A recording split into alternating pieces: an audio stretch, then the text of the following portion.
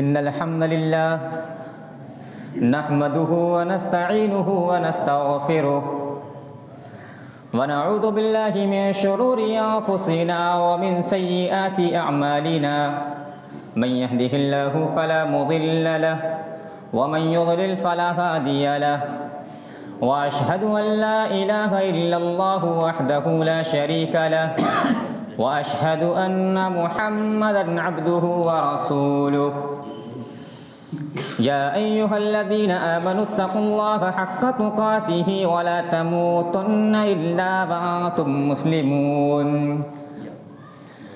या अय्युहन्नासुत्तक़ू रब्बकुमुल्लज़ी ख़लक़कुम मिन नफ़्सिन वाहिदह व ख़लक़ मिन्हा ज़ौजहा व बस्स मिनहुमा रिजालन कसीरन व निसाअ वत्तक़ुल्लाहल्लज़ी तसाअलून बिही वल अर्हाम इन्नल्लाहा कान अलैकुम रक़ीबा या अय्युहल्लज़ीना आमनुत्तक़ुल्लाहा व क़ूलू क़ौलन सदीदा युस्लिह लकुम अअमालकुम व यग़फिर लकुम ज़ुनूबकुम व मन युतिइल्लाहा व रसूलहु फ़क़द फ़ाज़ फ़ौज़न अज़ीमा अम्मा बअदु फ़इन्न खैरल हदीसी किताबुल्लाह व खैरल हदी हदी मुहम्मदिन सल्लल्लाहु अलैहि वसल्लम व शर्रल उमूरि मुहदसातुहा व कुल्लु मुहदसतिन बिदअह व कुल्लु बिदअतिन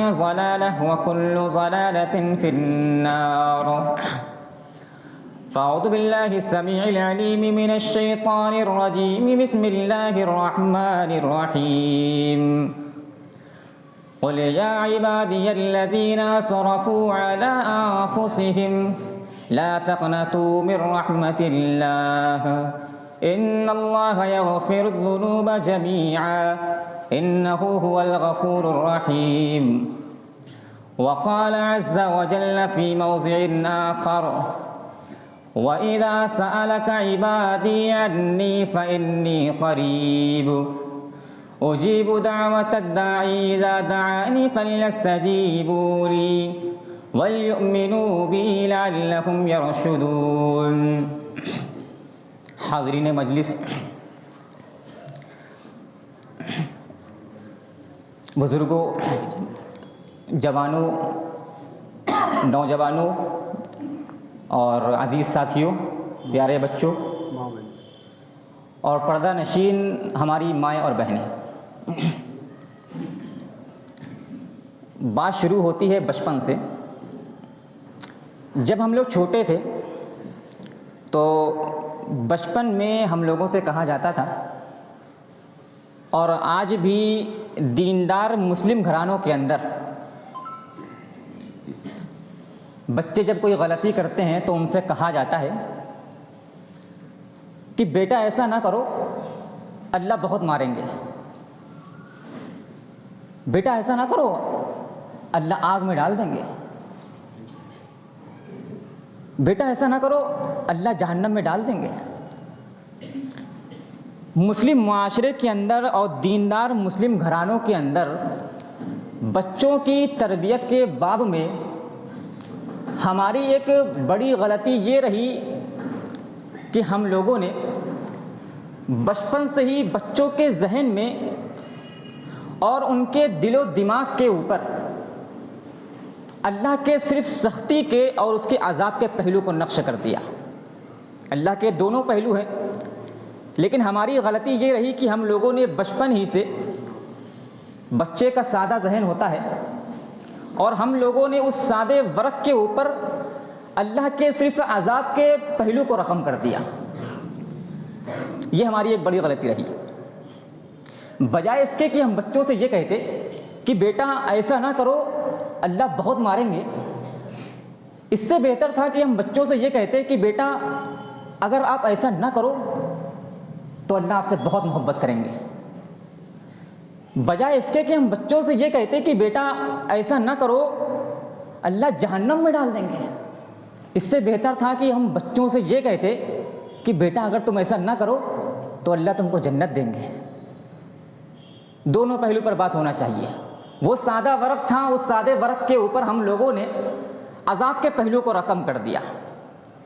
इरादा ये बना कि आज आप लोगों के सामने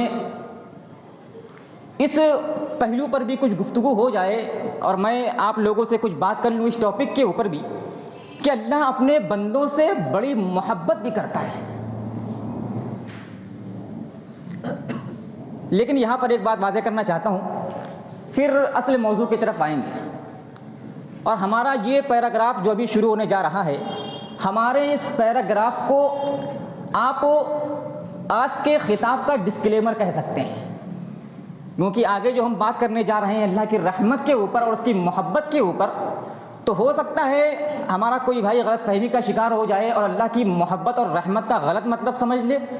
तो एक तंबीह, एक वजाहत, एक डिस्क्लेमर ज़रूरी है। अल्लाह की रहमत और मोहब्बत का मतलब क्या है, बात यहाँ से शुरू होती है। 2 जुमले बोलेंगे, हो सकता है बात मुश्किल हो जाए, कोई मसला नहीं, आसान कर देंगे। अल्लाह की रहमत और मोहब्बत का मतलब क्या है? अल्लाह की रहमत और अल्लाह की मोहब्बत ये गुनाहों के इर्तिकाब का दरवाज़ा नहीं है, ये गुनाहों के इस्तिग़फ़ार का दरवाज़ा है। क्या मतलब ये अल्लाह की रहमत और उसकी मोहब्बत का ये मतलब नहीं है कि इंसान गुनाह पर गुनाह करता जाए, गुनाह पर गुनाह करता जाए, गुनाह पर गुनाह करता जाए और फिर ये कहे कि अल्लाह तो मुझसे बड़ी मोहब्बत करता है लिहाजा वो मुझको माफ़ कर देगा। ये मतलब नहीं है। मतलब क्या है? मतलब ये है कि इंसान गुनाहों से बचने की कोशिश करता रहे, लेकिन उसके बावजूद भी उससे अगर गुनाह हो जाए तो वो अल्लाह की तरफ पलटे, अल्लाह की तरफ रुजू करे। तो चूँकि अल्लाह अपने बंदे से मोहब्बत करता है लिहाजा वो उसके गुनाहों को माफ़ करेगा। यहूद व नसारा भी कहा करते थे, वक़ालतिल यहूद व नसारा नहनु अबनाउल्लाहि व अहिब्बाउ। यहूद व नसारा ने कहा कि हम तो अल्लाह के बेटे हैं, व अहिब्बाउ, और अल्लाह हमसे बड़ी मोहब्बत करता है। तो अल्लाह ने कहा कि ऐ मेरे पैगम्बर मोहम्मद सल्लल्लाहु अलैहि वसल्लम, ज़रा इन यहूद व नसारा से पूछो तो कि अगर तुमसे अल्लाह बड़ी मोहब्बत करता है, ये बताओ कि जब तुम गुनाह करते हो तो तुम्हारी गुनाहों पर तुमको मारता क्यों है वो? अगर वो तुमसे मोहब्बत करता है तुम्हारे दावे के मुताबिक, तो भला ये तो बताओ कि अगर तुम अल्लाह के महबूब हो, कुल फलिमा युअज़्ज़िबुकुम बिज़ुनूबिकुम, तुम जब गुनाह करते हो तुम्हारे गुनाहों पर वो तुमको अज़ाब क्यों देता है? भाई तुम्हारा दावा था कि तुम अल्लाह के महबूब हो, तो भला कोई अपने महबूब को मारता है?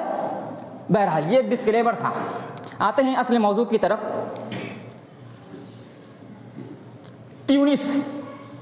ट्यूनिस ये दुनिया का एक मुल्क है। आज से तकरीबन 3 साल पहले दुनिया के इस मुल्क के हालात, ये BBC की रिपोर्ट है जो हम पेश कर रहे हैं आपके सामने। ट्यूनिस दुनिया का एक मुल्क है। आज से तकरीबन 3 साल पहले दुनिया के इस मुल्क यानी ट्यूनिस के हालात बहुत ख़राब थे। लोग अपना मुल्क ट्यूनिस छोड़ करके दूसरे मुल्कों की तरफ हिजरत कर रहे थे, रवाना हो रहे थे। अक्टूबर 2019 की बात है।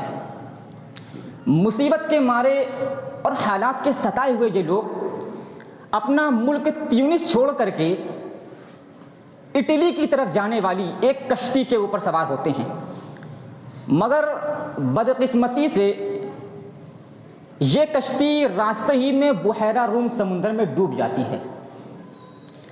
22 लोगों की जान बचती है और 28 लोग इस हादसे के अंदर अपनी जान खो देते हैं। हो सकता है कि मामले की संजीदगी का अंदाज़ा भी आपको ना हो रहा हो। तो ज़रा आप ये तसव्वुर करके देखिए कि ठाठे मारता हुआ समुंदर है, रात की तारीकी है, आप कश्ती के ऊपर सवार हैं और आप अपनी नज़रों से देख रहे हैं कि जिस कश्ती के ऊपर आप समुंदर के अंदर सवार हैं, आप अपनी निगाहों से देख रहे हैं कि कश्ती समुंदर के अंदर जो है डूबती जा रही है। मौत आंखों के सामने खड़ी है। अपने आप को उस कश्ती के ऊपर सवार कर लीजिए, बात समझ में आ जाएगी। रास्ते ही में बुहैरा रूम में वो कश्ती डूब जाती है, 22 लोगों की जान बचती है और 28 लोग इस हादसे के अंदर अपनी जान खो देते हैं। समुंदर के अंदर 60 मीटर की गहराई में पड़ी एक लाश गौताखोरों को रोने पर मजबूर कर देती है। ये लाश थी दरअसल एक मेहरबान माँ की, जो अपने दूध पीते बच्चे को अपने सीने से लगाए समुंदर के अंदर 60 मीटर की गहराई में हमेशा के लिए सो गई। हरचंद की वो जानती थी कि न वो खुद को बचा सकती है और न अपने बच्चे को बचा सकती है, लेकिन फिर भी वो अपने बच्चे को बचाने की कोशिश करती रही। वो अपनी मौत को अपनी तरफ आता हुआ अपनी नजरों से देख रही थी। वो जानती थी कि न वो खुद को बचा पाएगी न उसका बच्चा बचेगा, लेकिन बहरहाल माँ की मोहब्बत, वो अपने बच्चे को बचाने की कोशिश करती रही। लेकिन बिल आखिर चंद ही मिनटों में वो मेहरबान माँ और उसका दूध पीता बच्चा हमेशा के लिए समुद्र की गहराइयों में सो गए। भले ही वो माँ समुद्र के अंदर 60 मीटर की गहराई में हमेशा के लिए सो गई, लेकिन तारीख ने एक मेहरबान माँ की अपने बच्चे से इस बेमिसाल मोहब्बत को हमेशा के लिए अपने सीने में महफूज कर लिया। मेरा मौजू था अल्लाह की मोहब्बत के ऊपर। मैंने आपको वाक़या सुनाया माँ की मोहब्बत के ऊपर। वजह क्या है? वजह असल में सही मुस्लिम की एक रिवायत है। अल्लाह के नबी सल्लल्लाहु अलैहि वसल्लम इरशाद फरमाते हैं, इन्नल्लाह खलक़ यौम खलक़ अस्समावाति वल अर्ज़ मिअत रहमतिन कुल्लु रहमतिन तिबाक़ मा बैन अस्समाइ वल अर्ज़ि फजअल मिनहा फिल अर्ज़ि रहमतन फबिहा तअतिफुल वालिदतु अला वलदिहा वल वहशु वत्तैरु बअदुहा अला बअज़िन फ़इज़ा कान यौमुल क़ियामति यकमलहा बिहादिहि रहमह। जिस दिन फरमाया गया कि जिस दिन अल्लाह ने आसमानों ज़मीन को पैदा किया, उसी दिन अल्लाह ताला ने 100 रहमतों को पैदा किया। एक रहमत का ये आलम कि सिर्फ एक रहमत आसमानों ज़मीन के दरमियानी फासले को घेरे हुए है, इतनी कुशादा सिर्फ एक रहमत। उन 100 रहमतों में से एक रहमत को अल्लाह ने दुनिया के अंदर नाजिल कर दिया, और दुनिया के अंदर जितनी भी माएँ हैं उसी एक रहमत के नतीजे में अपने बच्चों के ऊपर रहम कर रही हैं। वो एक रहमत जो अल्लाह ने दुनिया के अंदर नाजिल की थी, उसी एक रहमत के नतीजे में दुनिया के तमाम बाप अपनी औलादों के ऊपर शफ़क़त कर रहे हैं। उसी एक रहमत के नतीजे में दुनिया के तमाम जंगली जानवर जो अपनी सरकशी में मशहूर और मारूफ हैं, वो भी अपने बच्चों के ऊपर उसी एक रहमत के नतीजे में रहम कर रहे हैं। अल-गर्ज़ दुनिया के अंदर जहाँ कहीं भी आपको रहमत का, मोहब्बत का हल्का सा भी नामो निशान नज़र आ रहा है, ये दरअसल उसी एक रहमत का नतीजा है जो अल्लाह ने इस दुनिया के अंदर नाजिल की थी। फ़इज़ा कान यौमुल क़ियामति यकमलहा बिहादिर रहमह, फिर जब क़यामत का दिन आएगा तो अल्लाह ताला उस एक रहमत को भी जो अल्लाह ने दुनिया के अंदर नाजिल की थी, अल्लाह उस एक रहमत को भी अपनी तरफ पलटा लेगा और रोज़े महशर अल्लाह रब्बुल आलमीन अपने बंदों के ऊपर 100 रहमतों के ज़रिए से रहम करेगा।